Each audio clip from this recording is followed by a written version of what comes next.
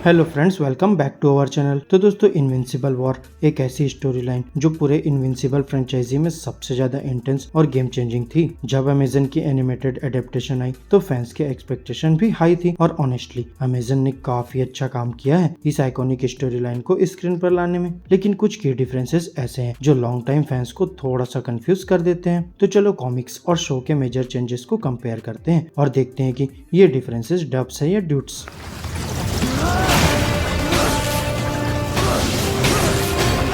Crossover का missing तड़का। Comics में इनविंसिबल वॉर एक मैसिव क्रॉसओवर इवेंट था जिसमें हर image comic super hero evil mark grayson के हॉट के अगेंस्ट फाइट कर रहा था। यंग ब्लड से लेकर डायनेमो 5 तक इमेज कॉमिक्स के हर कोने से कैरेक्टर्स एक साथ मिलकर अपनी दुनिया को बचा रहे थे। विच ब्लेड, शैडोहॉक और फायर ब्रेथर जैसे हीरोज को अलग अलग इविल मार्क के साथ हेड टू हेड लड़ते देखना एक विजुअल ट्रीट था। बिल्कुल मार्वल डीसी क्रॉसओवर वाइब्स मिलती थी। पर अमेजन सीरीज में ये केओस काफी टोन डाउन लगता है। शो थोड़ा स्केल दिखाने की कोशिश करता है लेकिन कॉमिक्स की मोनूमेंटल फीलिंग मिसिंग है। फैमिलियर इमेज कॉमिक्स कैरेक्टर की कमी की वजह से एनिमेटेड वर्जन थोड़ा आइसोलेटेड फील होता है। चाहे उन्होंने ऑल आउट वार दिखाने की पूरी कोशिश की हो, वो क्रॉसओवर वाला मजा नहीं आया।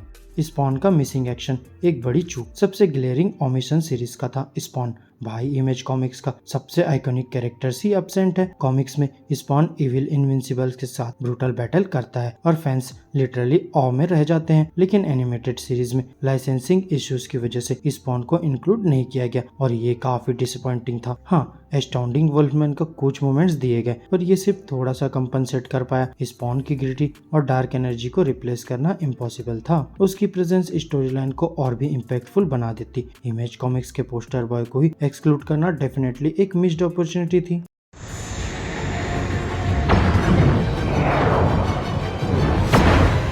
टैग जैकेट की शानदार एंट्री। वैसे अमेजन सीरीज ने कुछ चीजें सही भी की है, जैसे टैग जैकेट की डेब्यूट को ही ले लो। कॉमिक्स में वो 2 एविल मार्क के साथ फाइट करता है और सूट ओवरलोड करके एस्केप करता है, लेकिन एनिमेटेड वर्जन में उसने मस्टेक मार्क को सिंगल हैंडली हरा दिया, दैट टू इन स्टाइल। ये चेंज एक्चुअली काम करता है क्योंकि इससे टैग जैकेट की पावर और हीरोइज्म अच्छे से स्टेब्लिश होती है। एक कॉन्फिडेंट और पावरफुल हीरो दिखाने से उसकी परसेप्शन और भी स्ट्रॉन्ग हो गई है। कभी कभी थोड़ा बूस्ट देना भी जरूरी होता है और यहाँ वो सही लगता है।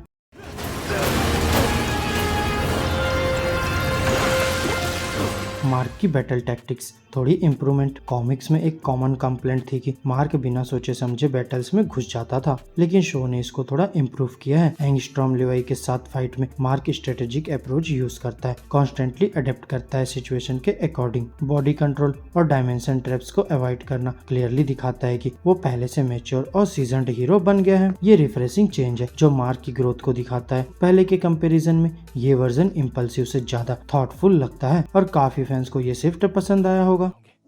इसकी जान को खतरा है, इसे मेरी जरूरत है।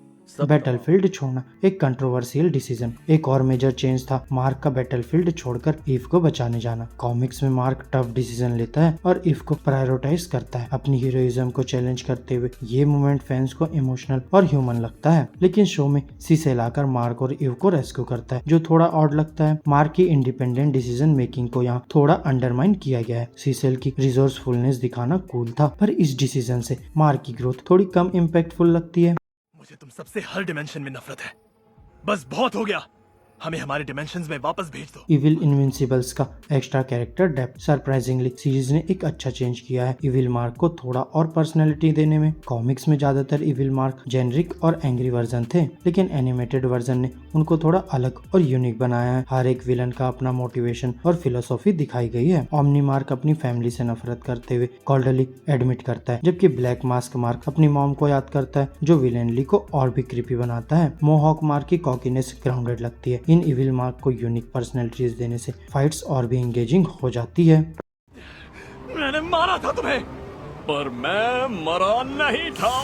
फाइनल बैटल की ब्रूटैलिटी। शो ने जीत ली बाजी। एक जगह जहां शो क्लियरली जीता है वो है फाइनल बैटल बिटवीन मार्क और एंगस्ट्रॉम लेवाई। कॉमिक्स में ये फाइट शॉर्ट और ब्रूटल थी, लेकिन एनिमेटेड वर्जन ने इसको स्ट्रेच करके और भी ज्यादा इम्पैक्टफुल बना दिया। लेवाई के डायमेंशनल पावर्स के अगेंस्ट मार्क की टैक्टिकल फाइटिंग इंप्रेसिव थी। विजुअल इफेक्ट्स, कोरियोग्राफी और ब्रूटैलिटी टॉप नॉच थी, making it one of the most memorable scenes in the entire series. इस बैटल का स्किल और टेंशन ट्रूली नेक्स्ट लेवल था। Battle में स्ट्रेटेजी और इमोशन दोनों को बैलेंस करना शो की बड़ी अचीवमेंट थी।